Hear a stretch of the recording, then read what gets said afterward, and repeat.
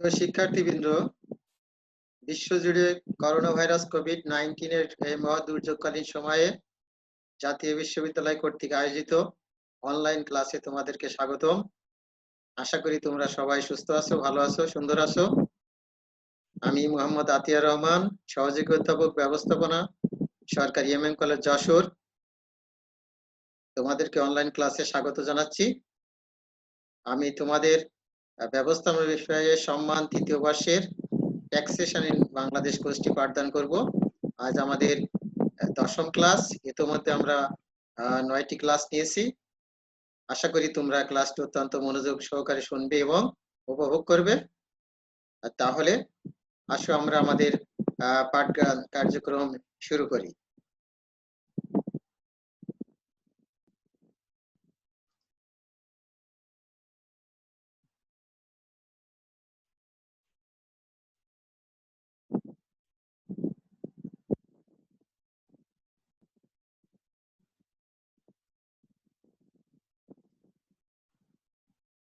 Online ক্লাসে তোমাদের আবারও স্বাগতম।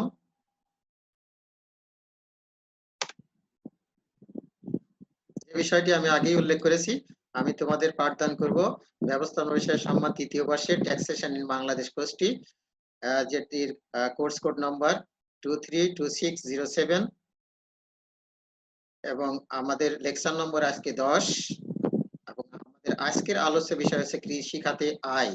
কৃষি খাতে আয় ধারা 26 ও 27। কৃষি খাতে আয় সম্পর্কে আমরা আজকে আলোচনা করব। তোমরা অবশ্যই জানো যে বাংলাদেশ একটি কৃষি প্রধান দেশ। কৃষির উপর নির্ভর করে দেশের সামগ্রিক অর্থনৈতিক ব্যবস্থা। সুতরাং কৃষি খাতে আয় নির্ণয় করা বা জানা এটা আমাদের সবারই দায়িত্ব বা কর্তব্য বলে মনে করি। বিশেষ করে তোমরা যারা ব্যবসায় শিক্ষা শাখার ছাত্রছাত্রী আছো তাদেরকে অবশ্যই জানা উচিত।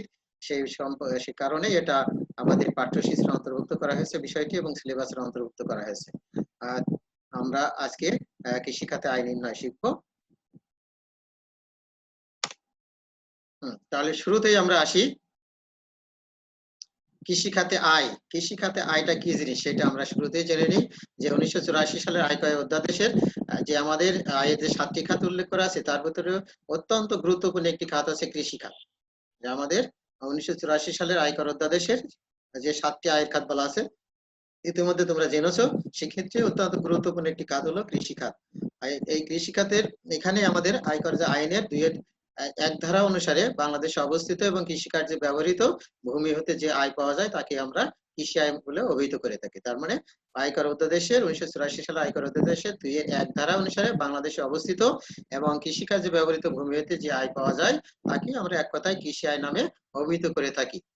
বাংলাদেশে অবস্থিত কৃষি ভূমিতে উৎপাদিত শস্য মূল্য হিসাবে প্রাপ্ত আয়। তার মানে বাংলাদেশে অবস্থিত কৃষি ভূমি থেকে উৎপাদিত যে শস্য সেই শস্য থেকে প্রাপ্ত আয় কৃষি জমি যদি অন্যকে ধার দেওয়া হয় বা লিজ দেওয়া হয় বা বিনিময়ে দেওয়া হয় যে সে কৃষি জমিটা কৃষি হিসেবেই ব্যবহার করবে, তার বিনিময়ে আমি অর্থ পাবো, তাহলে সেই প্রাপ্ত অর্থ এবং কৃষিকর্ম বা কৃষকের বাসগৃহ বা কৃষি পণ্যের গুদাম ঘর উপলক্ষে কৃষি জমির উপর যা অতি সন্নিকটে অবস্থিত দালান কোঠে উদ্ভূত আয় কৃষি আয়। তার মানে হচ্ছে কৃষি জমিতে উৎপাদিত ফসল বিক্রি করে যে প্রাপ্ত আয় অথবা কৃষি জমি যদি অন্য কাউকে অর্থের বিনিময়ে ব্যবহার করতে দেওয়া হয় এবং সে যদি কৃষি হিসাবে কাজ হিসেবে ব্যবহার করে তাহলে সেখান থেকে যে আয়টা পাওয়া যাবে সেই আয়টা। এবং কৃষি কার্যে কৃষি জমিতে যে সমস্ত গুদামঘর আছে কৃষি গুদামঘর হিসেবে পরিচিত সেই কৃষি গুদামঘর হতে আয় অথবা কৃষি জমি সন্নিকটে অবস্থিত দালান কোঠা থেকে যে আয় হবে সেগুলো সবই কৃষি আয় হিসেবে গণ্য হবে। আমরা এই যে অর্থের বিনিময়ে জমি ব্যবহার করতে দিই এটা দেখবা ইদানিং গ্রামাঞ্চলে খুব ব্যাপক প্রচলন হয়েছে। অনেক জমি আছে, কৃষি জমি আছে কিন্তু নিজে চাষ করে না। তারা কি করে এটা অর্থের বিনিময়ে অন্যকে ব্যবহার করতে দেয়। সেখান থেকে যে আয়টা পাওয়া যাবে সেটা কিন্তু কৃষি আয় হিসেবে গণ্য হবে। যেমন আমাদের এই এলাকায় দেখি আমরা যশোর ঝিনাইদহ এলাকাতে দেখা যায় প্রায় যে এক বিঘা জমি এক বছরে সে করতে দিবে আরেকজনকে, তার নিজের জমি আরেকজনকে কৃষি কাজের জন্য ব্যবহার করতে দেবে, 10,000 টাকা 12,000 টাকা সে নিয়ে নেয় তার কাছ থেকে। তার মানে এই যে আয়টা পেলো সেটা হলো কৃষি আয়। সেই কথাটা এখানে বলা হয়েছে যে বাংলাদেশে অবস্থিত কৃষি জমিতে উৎপাদিত শস্য মূল্য হিসেবে প্রাপ্ত আয়। তার মানে যদি ফসল উৎপাদন করা হয় সেটা বিক্রি করে যে আয়টা পাওয়া যাবে সেটা। তারপরে কৃষি জমি যদি অন্য কাউকে অর্থের বিনিময়ে ব্যবহার করতে দেওয়া হয় তাহলে সেখান থেকে প্রাপ্ত অর্থ অথবা কৃষি জমিতে যে বাসগৃহ আছে বা গুদামঘর আছে সেখান থেকে প্রাপ্ত অর্থ অথবা কৃষি সন্নিকটে যে দালান কোঠা আছে সেখান থেকে যে প্রাপ্ত আয় সবগুলোই কৃষি আয় হিসেবে অভিহিত হবে। তাহলে আমাদের আয়কর অধ্যাদেশে একটা 7টি আয় খাতের মধ্যে সবচেয়ে গুরুত্বপূর্ণ একটি খাত হলো কৃষি আয়, যেখানে 2-1 ধারা অনুপাতে কৃষি আয়ের সংজ্ঞা দেওয়া হয়েছে। এবার আসো আংশিক কৃষি এবং আংশিক ব্যবসায়িক আয়। তাহলে আমরা এখান থেকে আবার বিষয় জানতে পারবো, কিছু আছে আমাদের আংশিক কৃষি আয় এবং কিছু আছে আংশিক ব্যবসায়িক আয়। কোন কোন ক্ষেত্রে আমরা আংশিক কৃষি আয় ধরবো এবং কোনগুলো আংশিক ব্যবসায়িক হিসেবে অভিহিত করব সেই বিষয়ে আমরা এখানে আলোকপাত করব। প্রথমে আসি আমাদের চা বাগানের আয়। তার মানে 1984 সালে আয়কর অধ্যাদেশে 31তম নিয়মাবলী মোতাবেক বাংলাদেশে কোনো চা বাগানে উৎপাদিত চা বিক্রয় হতে প্রাপ্ত আয়ের 60% কৃষি আয় এবং 40% ব্যবসায়িক খাতে আয় হিসেবে গণ্য করতে হবে। তার মানে কৃষি যদি চা বাগানের আয়, তার মানে চা বিক্রি করে যে আয়টা হয় সেই আয়ের হলো 60% আমরা কৃষি হিসেবে ধরবো আর 40% ব্যবসায়িক আয় হিসেবে ধরবো। যেমন মনে করো চা বিক্রি করলাম 10,000 টাকা চা বিক্রি করে আয় হয়েছে, তাহলে 60% মানে 6,000 টাকা, 6,000 টাকা হবে কৃষি আয়। যখন আমরা কৃষি খাতে আয় নির্ণয় করব তখন থেকে তার ভিতরে থাকে চা বিক্রয় হইতে আয় 10,000 টাকা, তাহলে আমরা লিখবো কি চা বিক্রয় হইতে আয় 10,000 ইন্টু 60%, সেটি কৃষি আয়। কিন্তু যখন আবার ব্যবসায় খাতে আয় নির্ণয় করব সেখানে আছে চা বিক্রয় হইতে আয় 10,000, তাহলে সেখানে আমরা করব চা বিক্রয় হইতে আয় 10,000 ইন্টু 40%, তার মানে 4,000 টাকা। তাহলে এই ক্ষেত্রে বলা হচ্ছে চা উৎপাদন করার জন্য কি হয়, কৃষি কাজের প্রয়োজন হয়। প্রথমে আমরা চা উৎপাদন করতে, চা উৎপাদিত হয় চা কি থেকে তৈরি হয়, আমাদের চার পাতা থেকে। তাহলে চার পাতাটা কোথা থেকে পাই, চা গাছ থেকে। তাহলে চা গাছ এবং চার পাতা সংগ্রহ পর্যন্ত যে কাজগুলো করতে হয় সবগুলো কিন্তু কৃষি আয়ের ভিতরে।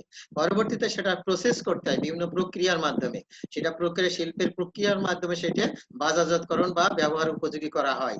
তাহলে এখানে দুইটা বিষয় জড়িত থাকে, যে চা আমাদের ব্যবহার উপযোগী করার জন্য একটা হচ্ছে কৃষিতে চা আগে উৎপাদন করতে হয়, পরবর্তীতে সেই কৃষি চা পাতা সংগ্রহ করে সেটা আবার বিভিন্ন প্রক্রিয়ার মাধ্যমে প্রসেস করে সেটা তারপরে বাজারজাতকরণ করে বিক্রি করা হয় বা ব্যবহার করা হয়। এই কারণে দুইটা প্রক্রিয়া এখানে ইনভলভ আছে, একটা হচ্ছে কৃষি আর একটা হলো আমাদের কারখানা বা প্রক্রিয়াকরণ, সেটা হচ্ছে আমাদের ব্যবসায়ের ভিতরে চলে যায়।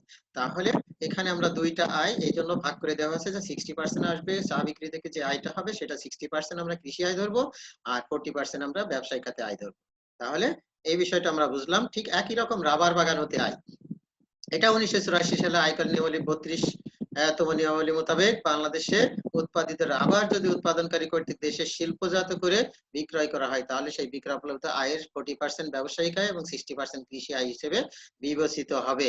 তাহলে বাংলাদেশে উৎপাদনকারী কোন রাবার উৎপাদনকারী দেশে যদি সেই রাবার সেই শিল্পজাত প্রক্রিয়ার মাধ্যমে প্রক্রিয়াকরণ করে সেটা বিক্রি করে, তাহলে বিক্রি করা অর্থ যেটা পাওয়া যাবে তার 40% হবে ব্যবসায়িক আয় এবং 60% হবে কৃষি আয়। এটা একই রকম চা বাগানের মতো, রাবার যদি আমরা ব্যবহার উপযোগী করে তৈরি করতে চাই তাহলে সেটা আমাদের প্রসেস করতে হয়, প্রক্রিয়া করতে হয়। তার আগে আমাদের রাবার বাগান করতে হয় বা রাবার গাছ হয়, সেখানে রাবার বাগান থেকে আমরা সেই রাবার এর যে আটা বা রস যাই পাইনি কেন সেটা প্রক্রিয়া করে কিন্তু আমাদের ব্যবহার উপযোগী রাবার তৈরি করা হয়। সেই ক্ষেত্রে প্রক্রিয়াকরণ করা হচ্ছে, সেই জন্য একটা অংশ পড়ে যাচ্ছে আমাদের কৃষির ভিতরে, আরেকটি অংশ চলে যাচ্ছে ব্যবসায়ের ভিতরে।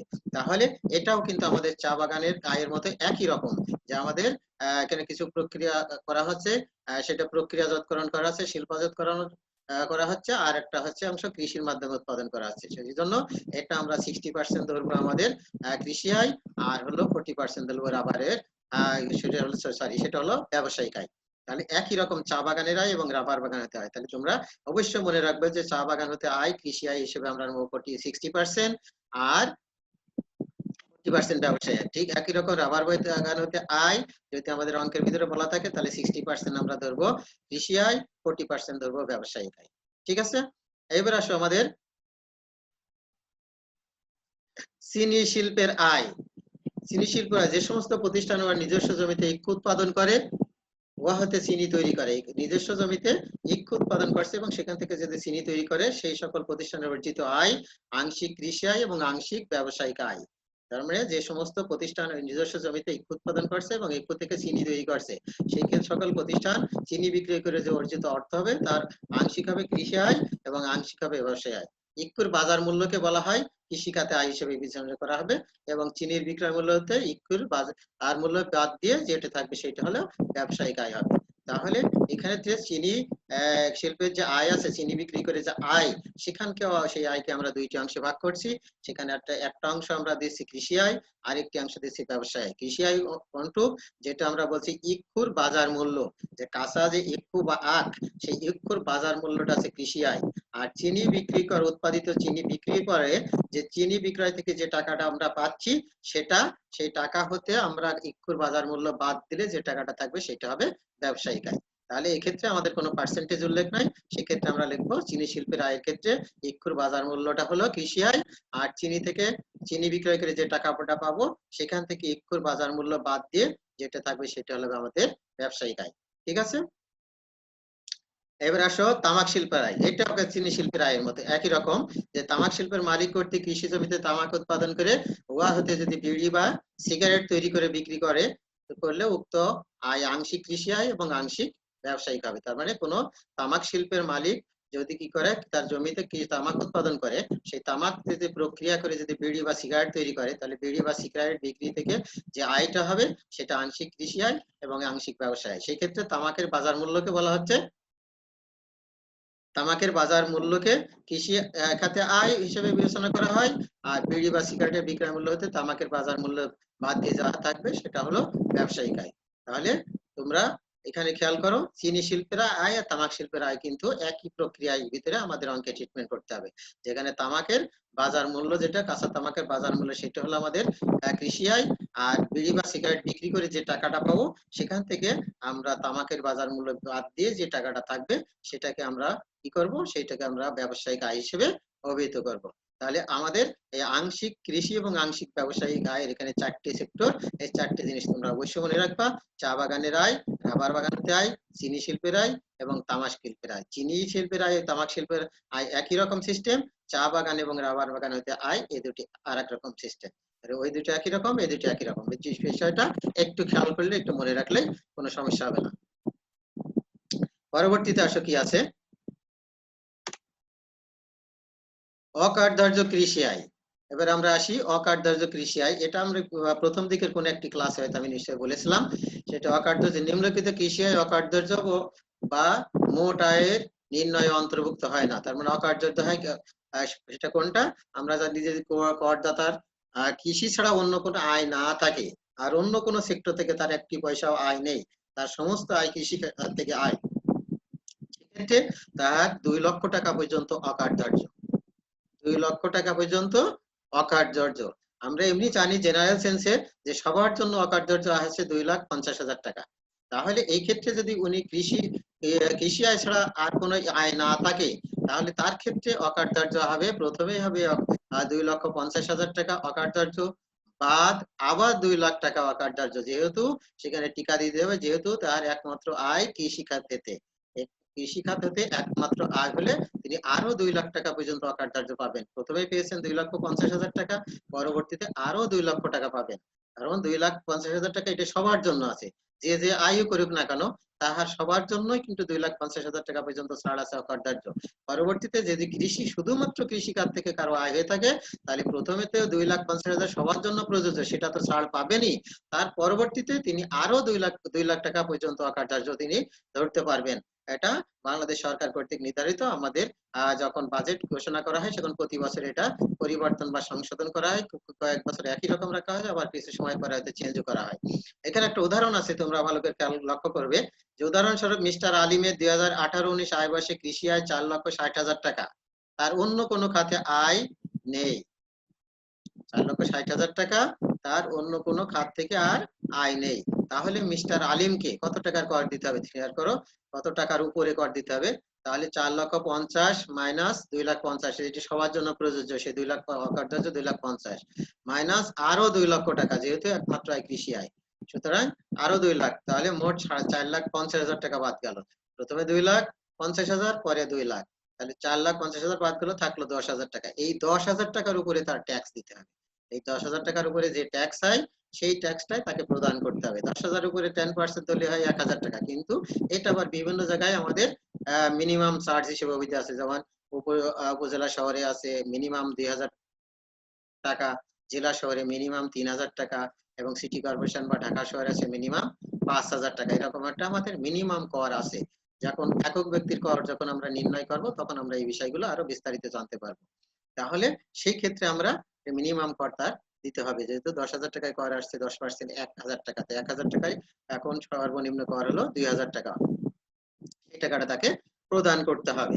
তাহলে এই ক্ষেত্রে কিন্তু শুধুমাত্র কৃষি থেকে আয় হলে সে আরো 2 লক্ষ টাকা পর্যন্ত অকার্যধার্য দেখাতে পারছে। কিন্তু অন্য আয় যদি থেকে থাকে, যদি অন্য আয় তার আর 500 টাকাও থাকে বা 1,000 টাকাও থাকে, তাহলেও কিন্তু সেই 2 লক্ষ টাকা ছাড় পাবে না। তখন তাকে জেনারেলি 2,50,000 টাকা এইটা ছাড় পাবে, অন্যটা ছাড় পাবে না। যদি অন্য আয় সে দেখায় যে তার কৃষি আয় আছে, সাথে সাথে সে চাকরি করে, অথবা কৃষি আয় আছে সাথে সে ব্যবসা করে, তাহলে কিন্তু সেই ক্ষেত্রে সেই 2 লক্ষ টাকা ছাড় পাবে না। এই 2 লক্ষ টাকা অকার্যধার্য সেটি সে আর দেখাতে পারবে না। শুধুমাত্র কৃষি আয় থেকে হলেই কিন্তু এটি সে দেখাতে পারবে। আরো একটা কৃষকদের সুবিধা দিয়েছে পার্বত্য জেলাকে। পার্বত্য জেলা বলতে তোমরা নিশ্চয় জানো রাঙ্গামাটি, বান্দরবন এবং খাগড়াছড়ি, এই 3 জেলাকে বলা হয় পার্বত্য জেলা। এই পার্বত্য জেলা আদিবাসীদের জনগণের অর্থনৈতিক কর্মকাণ্ড থেকে যে আয় হবে সেটা সম্পূর্ণ অকার্যধার্য। এখানে দেখো 2 নম্বরে বলা আছে রাঙ্গামাটি, বান্দরবন ও খাগড়াছড়ি পার্বত্য জেলার আদিবাসী আদিবাসী পাহাড়ি জনগণের শুধুমাত্র অর্থনৈতিক কর্মকাণ্ড থেকে আয় সম্পূর্ণ অকার্যধার্য। তার মানে অর্থনৈতিকভাবে তারা যে কৃষি কর্মকাণ্ড পরিচালনা করে সেখান থেকে যে আয় আসবে সেটা সম্পূর্ণ অকার্যধার্য। তাহলে তোমরা যখন কৃষি আয় নির্ণয় করবে তখন কিন্তু একটা বিষয় খুবই খেয়াল রাখতে হবে, এই বিষয়গুলো দেখতে হবে। এই আমরা যে ট্যাক্সেশন ইন বাংলাদেশ পড়ছি, এই ট্যাক্সের বিষয়গুলো কিন্তু অনেক খুঁটিনাটি দেখতে হয়, খেয়াল করতে হয় অঙ্ক করার সময়। 1 নম্বর কথা হচ্ছে এখানে তাকে দেখতে হবে সে তার একমাত্র আয় কৃষি আয় কিনা। যদি একমাত্র আয় কৃষি আয় হয়, অন্য কোনো আয় নয়, তাহলে কর ধরার ক্ষেত্রে কর যখন আমরা করযোগ্য আয় বের করব বা মোট আয় বের করব, সেক্ষেত্রে করযোগ্য আয় বা মোট আয় নির্ণয় করার সময় প্রথমে সে 2,50,000 টাকা ছাড় পাবে, তারপরে আরো 2 লক্ষ টাকা ছাড় পাবে যদি শুধুমাত্র কৃষি থেকে আয় হয়।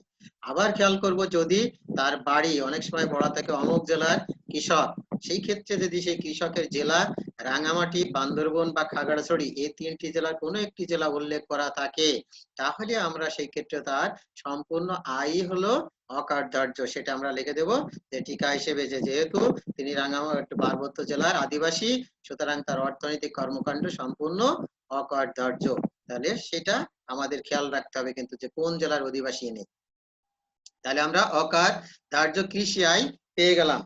এবার আসো কৃষি আয় এর জন্য হিসাব সংরক্ষণ। কৃষি আয়ের জন্য হিসাব সংরক্ষণ, যখন একজন কৃষক কৃষি কাজ করেন তার কিন্তু এই কৃষি উৎপাদন করতে হলে অনেক কিছু খরচ হয়, সেই খরচগুলো তিনি হিসাব সংরক্ষণ করেন কিনা।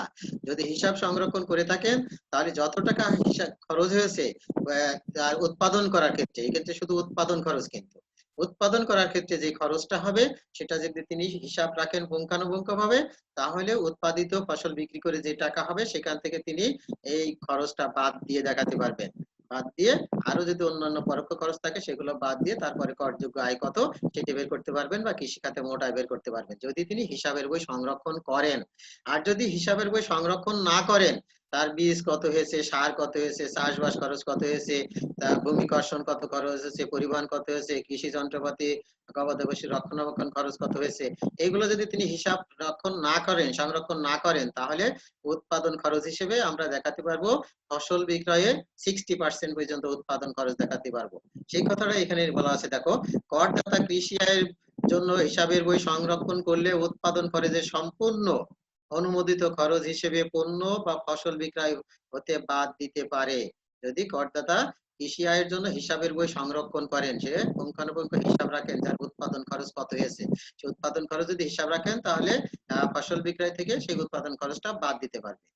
করদাতা কৃষি আয়ের জন্য হিসাবের সংরক্ষণ না করলে, যদি তিনি হিসাবের বই সংরক্ষণ না করেন, তাহলে পণ্য বা ফসল বিক্রয়ের 60% উৎপাদন খরচ হিসেবে অনুমোদনযোগ্য হবে। সেই ক্ষেত্রে 60% আমরা উৎপাদন খরচ দেখাতে পারবো। ফসল বিক্রয় 1 লক্ষ টাকা বা উৎপাদন খরচ 1 লক্ষ ইন্টু 60% 60,000 থাকলো 40,000 টাকা। এই 40,000 টাকা সেখানে থেকে যদি আর কোনো অন্য খরচ না থাকে তাহলে 40,000 টাকা মোট আয়ের সাথে যোগ হবে। আর যদি অন্য খরচ থাকে পরোক্ষ খরচ, তাহলে সেখান থেকে আরো কিছু অনুমোদনযোগ্য খরচ আছে সেগুলো আমরা বাদ দিয়ে দেখাতে পারবো। তাহলে উৎপাদন খরচ, এটা তোমরা খেয়াল রাখবা যে উৎপাদন খরচের ক্ষেত্রে যে কৃষি পণ্য কৃষক যদি বা করদাতা কৃষক যদি তার উৎপাদন খরচের হিসাবের বই সংরক্ষণ করেন, তাহলে উৎপাদন পারপাজে তার কত টাকা খরচ হয়েছে সেই খরচটা তিনি তার ফসল বিক্রয় হইতে বাদ দিয়ে দেখাতে পারবেন। আর যদি তিনি হিসাবের বই সংরক্ষণ না করেন, তাহলে কি করবেন, তার ফসল বিক্রয়ের 60% তিনি উৎপাদন খরচ হিসেবে দেখাতে পারবেন। এখন আসো উৎপাদন খরচগুলো বলতে কোনগুলো ইনক্লুডেড, কোন খরচগুলোকে আমরা উৎপাদন খরচ বলবো, এগুলো তোমাদের অবশ্যই মনে রাখতে হবে। এই জন্য আমি এটা দেখো আলাদা একটা কালি দিয়ে দিয়েছি, একটা আলাদা কালার করে দিয়েছি যে তোমাদের মনে রাখার সুবিধার্থে। উৎপাদন খরচের অন্তর্ভুক্ত হলো ভূমি কর্ষণ ও পশুপালন খরচ, ভূমি চাষ কর্ষণ আর পশুপালন খরচ, প্রক্রিয়া খরচ, অনেক সময় ফসল প্রক্রিয়া করতে হয়, প্রসেস করতে হয়, তারপরে বিক্রয় করা যায়, তার আগে বিক্রয় করা যায় না, তাহলে প্রক্রিয়া খরচ। পরিবহন খরচ, মাল আনা নেওয়ার খরচ যেটা সেটা পরিবহন খরচ। কৃষি যন্ত্রপাতি গবাদি পশুর রক্ষণাবেক্ষণ খরচ, কৃষি যন্ত্রপাতি আর গবাদি পশুর রক্ষণাবেক্ষণ খরচ, এই 4টি খরচকে বলা হচ্ছে আমাদের উৎপাদন খরচ। তাহলে তোমরা এই 4টি বিষয় খেয়াল রাখবে, ভূমি কর্ষণ ও পশুপালন খরচ, প্রক্রিয়া খরচ, পরিবহন খরচ, কৃষি যন্ত্রপাতি গবাদি পশুর রক্ষণাবেক্ষণ খরচ, এই 4টি খরচ আমরা উৎপাদন খরচের অন্তর্ভুক্ত করব। অন্য খরচগুলো কিন্তু উৎপাদন খরচ হবে না। অন্য খরচের ভিতরে কিছু আছে আমাদের অনুমোদনযোগ্য খরচ, সেগুলো আমরা বাদ দিতে পারবো, কিন্তু উৎপাদনের খরচের অন্তর্ভুক্ত না। আর কিছু খরচ থাকবে সেগুলো আমরা অননুমোদিত যদি হয় তাহলে সেটা আমরা ধরবই না। তাহলে এখানে খেয়াল করো, উৎপাদন খরচের অন্তর্ভুক্ত হলো ভূমি কর্ষণ ও পশুপালন খরচ, প্রক্রিয়া খরচ, পরিবহন খরচ, কৃষি যন্ত্রপাতি গবাদি পশু রক্ষণাবেক্ষণ খরচ। এই খরচগুলো যদি তিনি হিসাব রাখেন তাহলে তিনি ফসল বিক্রয়তে বাদ দিবেন, আর যদি হিসাব না রাখেন তাহলে ফসল বিক্রয়ের 60% এই খরচগুলো হিসেবে তিনি বাদ দিতে দেখাতে পারবেন।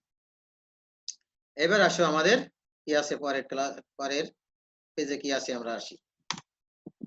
হ্যাঁ, এখানে আছে দেখো কৃষি আয় গণনায় অনুমোদনযোগ্য খরচ বা ভাতা সমূহ। কৃষি আয় গণনার সময় অনুমোদনযোগ্য খরচ বা ভাতা সমূহ কোনগুলো আমরা অনুমোদনযোগ্য খরচ হিসেবে দেখাতে পারি আর কোনগুলো আমরা অনুমোদনযোগ্য খরচ হিসেবে দেখাবো না। অনুমোদনযোগ্য খরচ বা ভাতা সমূহ, কৃষি আয় গণনায় অনুমোদনযোগ্য খরচ বা ভাতা সমূহ। তাহলে আসো কৃষি আয় গণনার সময় কোনগুলো আমরা অনুমোদনযোগ্য খরচ বা ভাতা হিসেবে দেখাতে পারবো। সেখানে আছে ভূমি উন্নয়ন কর বা খাজনা। ভূমি উন্নয়ন করার জন্য যদি কোনো কর বা খাজনা প্রদান করতে হয় সেটা অনুমোদনযোগ্য হবে। অনেক সময় ভূমির উন্নয়ন করতে হয়, ভূমি হয়তো অনেক গভীর হয়ে গেছে, ডিপ হয়ে গেছে, মাটি দিয়ে ভরাট করে একটু উন্নয়ন করলাম, তাহলে সেই উন্নয়ন খরচের জন্য যদি কর বা খাজনা প্রদান করতে হয় স্থানীয় কর্তৃপক্ষ বা অন্য কোনো কর্তৃপক্ষকে, তাহলে সেই কর বা খাজনা হলো অনুমোদনযোগ্য খরচ। তারপরে স্থানীয় কর আছে। অনেক সময় কি করে আমাদের স্থানীয় যে কর্তৃপক্ষ আছে, পৌরসভা বা ইউনিয়ন পরিষদ, তারা কি করে কৃষকদের নিকট থেকে তারা বাৎসরিক একটা কি করে কর নেয়, কর বা খাজনা নেয়, সেটাও কিন্তু অনুমোদনযোগ্য খরচ হবে। স্থানীয় কর, স্থানীয় কর্তৃপক্ষ যে কর ধার্য করে কৃষকদের উপরে, সেটা কিন্তু অনুমোদনযোগ্য খরচ হিসেবে আমরা দেখাতে পারি। তারপর ছিল ভূমি কর্ষণ ও পশুপালন খরচ। ভূমি কর্ষণ মানে ভূমি চাষাবাদ করার জন্য যে খরচটা হবে সেটা অনুমোদনযোগ্য খরচ। পশুপালন খরচ তার মানে পশু যদি পশুপালন করার জন্য যদি কোনো চারণ ভূমি ব্যবহার করা হয়, লিজ নেওয়া হয় বা কন্ট্রাক্ট নেওয়া হয়, তাহলে সেই চারণ ভূমির পারপাজে যত খরচ, অথবা পশুপালনের যদি কোনো ঘাস উৎপাদন করা হয় তাহলে সেই ঘাস উৎপাদনের জন্য যে খরচটা হবে সেগুলো পশুপালন খরচ হিসেবে অনুমোদনযোগ্য খরচ। তাহলে অনেক সময় পশুপালনের জন্য, পশুপালন কিন্তু কৃষি আয়, তাহলে পশুপালন করার ক্ষেত্রে পশুদের যে চারণ ভূমি থাকে, বড় বড় দেশগুলোতে অনেক দেশ পাহাড়ি দেশ আছে বা বৃহত্তর দেশ আছে, তাদের কিন্তু পশুপালনের জন্য অনেক আলাদা চারণ ভূমি থাকে। সেই চারণ ভূমি যদি এই পশুপালনের যদি কেউ কন্ট্রাক্ট নেয়, লিজ নেয়, তাহলে সেই ক্ষেত্রে যে খরচটা হবে সেটা অনুমোদনযোগ্য খরচ। অথবা পশুপালনের জন্য যদি কেউ ঘাস রোপণ করে, সেই ঘাসের পিছনে যে রোপণ করার পিছনে যে বপনের পিছনে যত টাকা খরচ হবে সেটাও অনুমোদনযোগ্য খরচ হবে। সেই জন্য বলা আছে ভূমি কর্ষণ ও পশুপালন খরচ। তারপর হচ্ছে প্রক্রিয়া খরচ। ফসল উৎপাদন করার পরে সেটা বিক্রয়যোগ্য করার জন্য অনেক সময় প্রক্রিয়া করতে হয়, সেগুলো অনেক সময় ঝাড়তে হয় বা প্রসেস করতে হয়, সেগুলো মাড়াই করতে হয়, সেই কাজগুলো করার ক্ষেত্রে যে প্রক্রিয়া করতে হয় সেক্ষেত্রে যে খরচগুলো হয় সেগুলোকে বলা হচ্ছে প্রক্রিয়া খরচ। তাহলে প্রক্রিয়া খরচ কিন্তু অনুমোদনযোগ্য খরচ। তারপর ছিল পরিবহন খরচ। কৃষি পণ্য বাজারজাত করার জন্য যে পরিবহন ব্যবহার করা হবে সেই পরিবহনের যে খরচ হয় সেই খরচটাও কিন্তু অনুমোদনযোগ্য খরচ। 10 কিলোমিটার দূরে কেউ মাল নিয়ে যে বাজারে বিক্রি করছে, সেজন্য প্রতি মন তাকে 20 টাকা করে দিতে হয়, 10 মন নিয়ে গেলে তাকে 200 টাকা খরচ হচ্ছে, তাহলে সেই 200 টাকা খরচ কিন্তু সে ফসল বিক্রয় থেকে অনুমোদনযোগ্য খরচ হিসেবে দেখাতে পারবে, পরিবহন খরচ। তারপরে আছে কৃষি যন্ত্রপাতি গবাদি পশুর রক্ষণাবেক্ষণ খরচ। কৃষি যন্ত্রপাতি আর গবাদি পশুর রক্ষণাবেক্ষণের জন্য একটা খরচ হয়, কারণ কৃষি যন্ত্রপাতি যখন সংরক্ষণ করা হয় সেখানে গিয়ে তার মেনটেনেন্স অনেক কস্ট আছে। সেটা হলো অনেক সময় ফুয়েল কস্ট আছে বা অন্যান্য খরচ আছে, সেগুলো কিন্তু কৃষি যন্ত্রপাতির জন্য অনুমোদনযোগ্য খরচ। গবাদি পশুর রক্ষণাবেক্ষণ, গবাদি পশু যেখানে রাখতে হয়, যে গোয়ালঘর যদি ভাড়া নেওয়া হয় তাহলে তার রক্ষণাবেক্ষণ খরচ, অনেক সময় ট্রিটমেন্ট করার প্রয়োজন হতে পারে গবাদি পশুর, সেই খরচগুলো সব অনুমোদনযোগ্য খরচ হিসেবে বিবেচিত হবে। তাহলে কৃষি যন্ত্রপাতি এবং গবাদি পশুর রক্ষণাবেক্ষণ খরচ সেটা অনুমোদনযোগ্য খরচ। তারপর হচ্ছে বীমার প্রিমিয়াম। অনেক সময় কোনো ঝড় ঝঞ্ঝা জলোচ্ছ্বাস হতে আমাদের কৃষি ফসল নষ্ট হয়ে যেতে পারে, সেই জন্য যদি শস্য বীমা করা হয় বা কৃষি বীমা করা হয়, সেই বীমার ক্ষেত্রে যে প্রিমিয়ামটা প্রদান করা হবে বীমা কর্তৃপক্ষকে, সেই প্রিমিয়ামটা আমরা অনুমোদনযোগ্য খরচ হিসেবে এখান থেকে আমাদের ফসল বিক্রয় হতে বাদ দিয়ে দেখাতে পারবো অনুমোদনযোগ্য খরচ হিসেবে। তাহলে বীমার প্রিমিয়াম সেটাও আমাদের অনুমোদনযোগ্য খরচ। সেচ প্রকল্প রক্ষণাবেক্ষণ খরচ। অনেক সময় সেচ প্রকল্প যে সমস্ত রক্ষণাবেক্ষণ আছে, সেচ প্রকল্প সেই ড্রেন বা সেচের যে সমস্ত যন্ত্রপাতি আছে, আমরা সেই শ্যালো মেশিন বা কি বলা যায় আরো ডিপ অয়েল, টিউব অয়েল, সেগুলো যেগুলো আমরা রাখি, সেগুলোর ক্ষেত্রে রক্ষণাবেক্ষণ একটা খরচ হতে পারে। সেই রক্ষণাবেক্ষণ খরচগুলো আমাদের অনুমোদনযোগ্য খরচ হিসেবে বিবেচিত হবে। তারপরে সেচ প্রকল্পের অবচয়। সেচ প্রকল্পের অবচয় মানে সেচকে, সেখানে আমাদের যে সমস্ত পাম্প আমরা ব্যবহার করি তাকে পানি উত্তোলন করার ক্ষেত্রে, সেচের জন্য যে সমস্ত আমরা পাম্প ব্যবহার করি সেই পাম্পগুলোর অপচয় হয়, সেই অপচয়টা হলো অনুমোদনযোগ্য খরচ। প্রতি বছর একটা নির্দিষ্ট হারে কি হয়, ওই মেশিনের ক্ষয় হয়ে যায় বা মূল্য কমে যায়। সেই মূল্য কমে যাওয়া যে খরচটা হবে সেটাও অনুমোদনযোগ্য খরচ। যখন আমরা আমাদের ফিনান্সিয়াল অ্যাকাউন্টে, ফাইনাল অ্যাকাউন্টে করেছি আমরা, তখন কিন্তু আমরা ওই যে ফার্নিচার ফিক্সার সেখানে অবচয় ধরে, ঠিক এখানেও এই সেচ প্রকল্পে যে সমস্ত মেশিনারি ব্যবহার করা হয় সেগুলোর জন্য কিন্তু প্রতি বছর একটা অবচয় হয়, সেই অবচয় যেটা সেটা অনুমোদনযোগ্য খরচ হিসেবে ব্যবহৃত হবে। তবে কোন যন্ত্রের কি পরিমাণ অবচয় তার একটা হার আছে, সেই রেট আছে, সেই রেটে নির্ধারণ করতে হয়। নিজের ইচ্ছা মতো কিন্তু অবচয় এখানে ধার্য করা যায় না। সেটা আমরা একদম লাস্টের দিকে যে দেখবো, যে একটা চার্ট থাকবে, সেখানে আমরা দেখবো কোন যন্ত্রের অবচয় হার কত পার্সেন্ট, সেই হারে আমরা দেখবো যে আমাদের সেচ প্রকল্পের কোন ধরনের সেটা যন্ত্র বা মেশিন, তার উপর ভিত্তি করে তারপরে সেখানে কি সেচ পাম্প, ডিপ অয়েল কি আছে, সেগুলোর উপরে আমরা যত পার্সেন্টেজ আসে তত হারে অবচয় ধরবো। বন্ধকি ঋণের সুদ। অনেক সময় কি করা হয়, কৃষি জমি বন্ধক রেখে যে ঋণ নেওয়া হয়, কিসের জন্য, সেই ঋণটা যদি আমরা কি করি ভূমির উন্নয়ন কাজে ব্যবহার করি, তাহলে সেই ঋণের যে সুদ হবে সেটা অনুমোদনযোগ্য খরচ। বন্ধকি ঋণের অনেক সময় জমি বন্ধক রেখে যে ঋণ নেওয়া হয় সেই ঋণের সুদটা অনুমোদনযোগ্য খরচ। অনেক সময় কৃষক কি করে, তার জমিকে বন্ধক রেখে ঋণ নেয় যেন জমির সে আরো কি করতে পারে, উন্নয়ন করতে পারে, যে অবস্থায় জমিটা আছে সেটা আরো ব্যবহার উপযোগী এবং ভালো ফসল উৎপাদনের উপযোগী করে তোলার জন্য তারা কি করে, সেই জমিটাকে আরো উন্নয়ন করে, ডেভেলপমেন্ট করে। সেই ডেভেলপমেন্ট করার জন্য তারা জমি বন্ধক থেকে ঋণ নেয়, সেই ঋণের যে সুদটা হবে সেটা অনুমোদনযোগ্য খরচ। তাহলে ঋণ কিন্তু অনুমোদনযোগ্য খরচ নয়, ঋণের সুদটা অনুমোদনযোগ্য খরচ। তাহলে এটা তোমাদের খেয়াল রাখতে হবে যে বন্ধকি ঋণের সুদ অনুমোদনযোগ্য খরচ হিসেবে এখানে বিবেচিত হবে। তারপরে বলছে ঋণকৃত মূলধনের সুদ। অনেক সময় কৃষক ঋণ নিয়ে থাকে, সেটা মূলধন হিসেবে ঋণ নিয়ে থাকে, ঋণকৃত মূলধন। সেক্ষেত্রে কি জন্য, জমি ক্রয় অথবা জমির সম্প্রসারণ, জমি ক্রয় করে, জমি সম্প্রসারণ করে, জমির উন্নয়ন করে, এই সমস্ত কাজ করার জন্য যদি কৃষক কোনো ঋণ নিয়ে থাকে, সেই ঋণের যে সুদ হবে সেটা অনুমোদনযোগ্য খরচ। কৃষক যদি তার কৃষি কাজ করার জন্য আরো জমি কিনলো, সেই জমি কিনতে যে তার টাকা শর্ট হয়েছে, সে তখন ঋণ নিতে পারে। ঋণ নিয়ে জমি কিনেছে, এখন ঋণ নিয়ে জমি কেনার পরে সেই ক্ষেত্রে ঋণের সুদ আছে, এবং সেই ক্ষেত্রে সেই জমি থেকে যে ফসল হবে, ফসল বিক্রি করে সেখান থেকে যে আয় হবে, সেখান থেকে যে উৎপাদন খরচ বাদ দিবে, সাথে সাথে ঋণকৃত মূলধনের সুদ কত হয়েছে ওই অর্থ বছরে, সেই সুদটাও সে অনুমোদনযোগ্য খরচ হিসেবে বাদ দিয়ে দেখাতে পারবে। তাহলে ঋণকৃত মূলধনের সুদ কিন্তু অনুমোদনযোগ্য যদি সেই ঋণ নিয়ে সে কি করে, জমি সম্প্রসারণ করে, জমি ক্রয় করে, অথবা জমির কোনো উন্নয়ন সাধন করে, তাহলে সেটা মূলধনের সুদটা অনুমোদনযোগ্য খরচ। তারপরে আছে উদ্বৃত্ত অবচয়। উদ্বৃত্ত অবচয় মানে যে সমস্ত যন্ত্রপাতি মেশিনারি আমাদের কৃষিকাজে ব্যবহার করা হয়, সেই সমস্ত গুলো কি হয়, প্রতি বছর কিন্তু একটা অবচয় হয়। তারপরেও সেই সমস্ত যন্ত্রপাতি যদি বীমা করা থাকে, তাহলে একটা নির্দিষ্ট সময় যদি ওই মেশিনটা অচল হয়ে যায়, নষ্ট হয়ে যায়, তাহলে তার সাথে বীমা থেকে ক্ষতিপূরণ পাওয়া যায়। তাহলে ক্ষতিপূরণ যদি যা পাওয়া যায়, কিন্তু দেখা যাচ্ছে অবশিষ্ট মূল্য তার চেয়ে আরো বেশি ছিল। দেখা যাচ্ছে মেশিনটা কেনা ছিল আমার 20,000 টাকা দিয়ে, কিন্তু এখন 5 বছর পরে নষ্ট হয়ে গেছে, তখন অবশিষ্ট মূল্য দাঁড়াচ্ছে 13,000 টাকা, কিন্তু বীমা কোম্পানি আমাকে দিয়েছে 10,000 টাকা। তাহলে সেখানে আমার উদ্বৃত্ত থাকলে আমার মেশিনটির বর্তমান মূল্য দাঁড়াচ্ছিল 13,000, কিন্তু বীমা কোম্পানি ক্ষতিপূরণ দিয়েছে 10,000, তাহলে বিয়োগ করলে 3,000। এই 3,000 উদ্বৃত্ত অপচয় হিসেবে সেটা অনুমোদনযোগ্য খরচ হিসেবে দেখানো যাবে।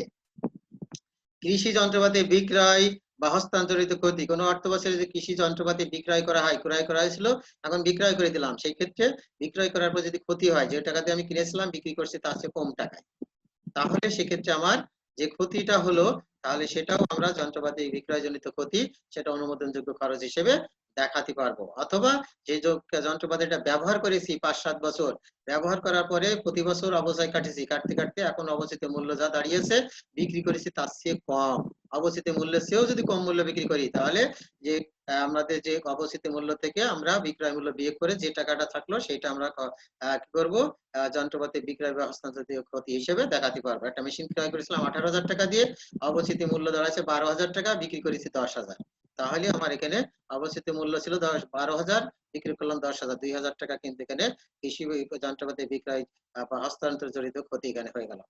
তারপরে অন্যান্য খরচ এবং কৃষির সাথে রিলেটেড আর কোনো যদি প্রত্যক্ষ খরচ থাকে, সেটাও সেই খরচগুলো অনুমোদনযোগ্য খরচ হিসেবে বিবেচিত হবে। তোমরা এখানে আরেকটা জিনিস খেয়াল করো, আমি এখানে একটা বর্ডার দিয়ে লাল করে তোমাদের চোখে পড়ার জন্য দেখিয়ে দিয়েছি, সেটা হলো আমরা পূর্বের পৃষ্ঠা যেটা আলোচনা করেছি সেটাই, যে করদাতা যদি ভূমি থেকে উৎপন্ন কৃষি আয়ের জন্য হিসাবের বই সংরক্ষণ না করেন, তাহলে 3 থেকে 6 দফা পর্যন্ত খরচের জন্য ফসল বিক্রয়ের 60% অনুমোদনযোগ্য খরচ হিসেবে বিবেচিত হবে। 3 থেকে 6, তাহলে এখানে 3 থেকে 6 দফা দেখো, এই চারটি তোমরা মনে রাখবা, মুখস্থ করবা। তাহলে এই চারটি বিষয়ের জন্য কিন্তু যদি হিসাব না রাখে, তাহলে আমরা উৎপাদন খরচ হিসেবে 60% অনুমোদন দেখাতে পারবো ফসল বিক্রয়ে।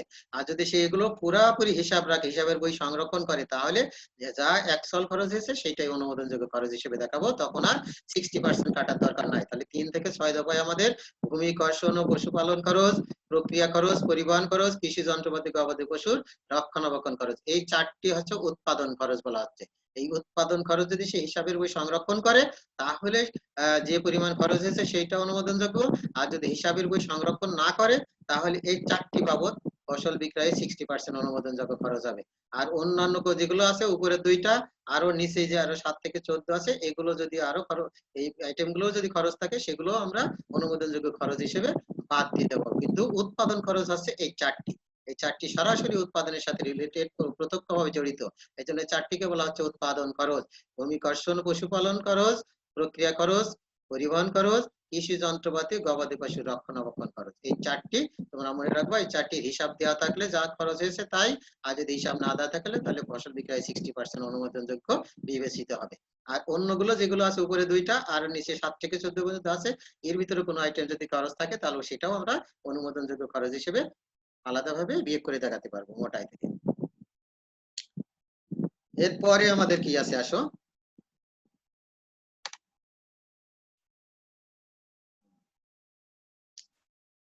হ্যাঁ, এরপরে আমাদের যে বিষয়টা দেখা হয়েছে, হাঁস মুরগির খামার হতে অর্জিত আয়ের কর হার। হাঁস মুরগির যদি কারো কোনো কৃষকের হাঁস মুরগির খামার থাকে, তাহলে সেই আয় থেকে করের হার কিন্তু আমাদের সাধারণ যে কর হার আছে তার চেয়ে ভিন্ন। সাধারণ আমরা কর হার আমরা জানি 2,50,000 টাকা পর্যন্ত কোনো কর দিতে হয় না, পরবর্তী 4 লাখ টাকা পর্যন্ত 10%, পরবর্তী 5 লাখ টাকা পর্যন্ত 15%, পরবর্তী 6 লাখ টাকা পর্যন্ত 20%, পরবর্তী 30 লাখ টাকা পর্যন্ত 25%, 30 লাখ টাকার উপরে হলে 30%। তাহলে সেটা আমাদের সাধারণ যে হার আছে, আমরা প্রথম দিকে যে ক্লাসগুলি দেখিয়েছি। এখন আমাদের খেয়াল করতে হবে যে আমরা এখানে, তোমরা আর একটু খেয়াল করবে যে হাঁস মুরগি খামার হতে অর্জিত আয়, সেখানে কিন্তু করের হার ভিন্ন।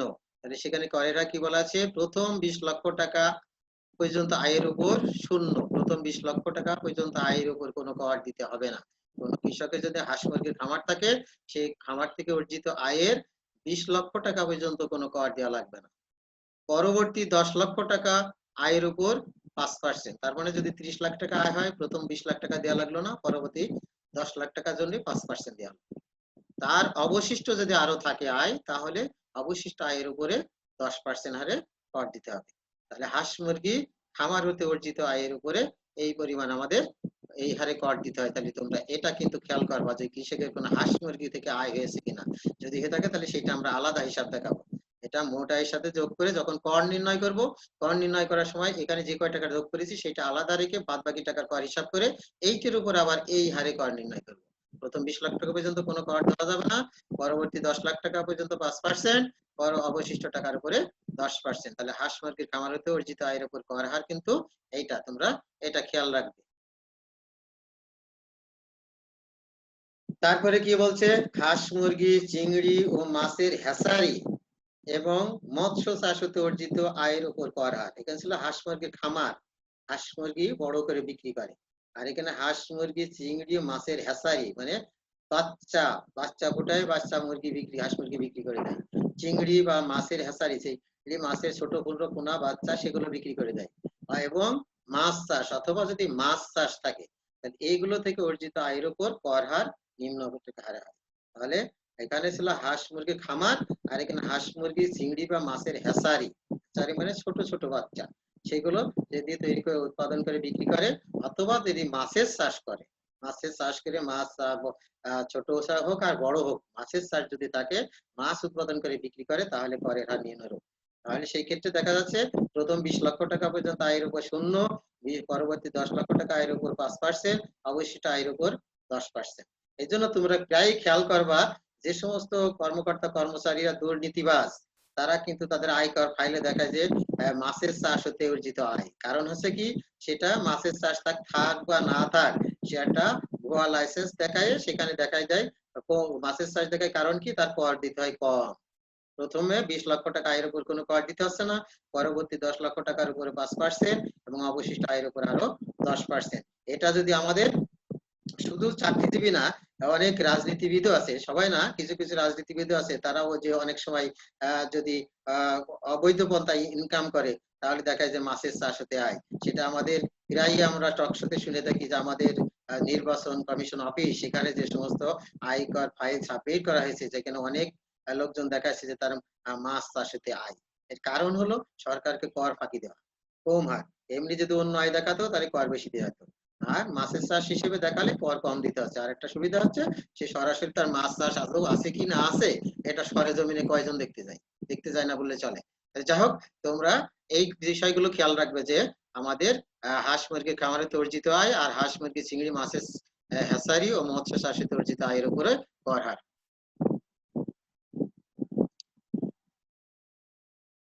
তারপরে কি আছে আসি, তারপরে খেয়াল করো যে গবাদি পশুর খামার সহ কিছু আয়ের কর হার। গবাদি পশুর খামার সহ কিছু আয়ের কর হার, গবাদি পশুর খামার সহ আরো কিছু কিছু ক্ষেত্রে কি কি আছে দেখো, সেই ক্ষেত্রগুলো আমাদের উল্লেখ করা আছে। প্লেটেড পোল্ট্রি ফিড উৎপাদন, প্লেটেড পোল্ট্রি ফিড উৎপাদনকারী যদি কোনো প্রতিষ্ঠান হয়, প্লেটেড বলতে বোঝাচ্ছে ছোট ছোট দানা দানা বা গোটা গোটা ছোট ছোট দানা দানা গোটা গোটা যদি হয় সেই খাদ্যকে বলা আছে plated food poultry feed. Poultry মানে পোল্ট্রি খামারের তাদের যদি যে ফিড উৎপাদন করা প্রতিষ্ঠান আছে সেই ফিডটা যদি হয় প্লেটেড ফিড, ছোট ছোট গুটি গুটি দানা দানা তাহলে সেই উৎপাদনকারী প্রতিষ্ঠান। গবাদি পশু চিংড়ি মাছের প্লেটেড ফিড উৎপাদনকারী প্রতিষ্ঠান। বীজ উৎপাদন, তারপরে হচ্ছে স্থানীয়ভাবে উৎপাদিত বীজ বিপণ, স্থানীয়ভাবে বীজ উৎপাদিত বীজ বপন করে যদি কেউ চাষ করে থাকে। গবাদি পশুর খামার থাকে। দুগ্ধ দুগ্ধজাত দ্রব্যের খামার, দুধ উৎপাদন করে বা দুধ থেকে তৈরি এরকম কোন দ্রব্য তৈরি করে এরকম খামার থাকে। ব্যাং উৎপাদন খামার থাকে। উদ্যান খামার, উদ্যান খামার থাকে। তারপরে তুঁত গাছের চাষ, তুঁত গাছ থেকে রেশম সেখান থেকে কি করে রেশম সুতা তৈরি হয়, রেশম পোকায় সুতা তৈরি করে, সেই যখন যদি তুঁত গাছের চাষ হয়। মৌমাছির চাষ হয়, মৌমাছি থেকে আমরা চাষ করে মধু সংগ্রহ করতে পারি। রেশম গুটি পোকা পালনের খামার থাকে। ছত্রাক উৎপাদনের খামার, ফুল ও লতা পাতার চাষ। এইগুলো যদি কেউ করে থাকে তাহলে উল্লিখিত খাতসমূহ আয়ের উপর হ্রাসকৃত হারে কর হার ধার্য করা হয়েছে। সেগুলো দেখো নিচে আমাদের হ্রাসকৃত হারে ধরা হয়েছে।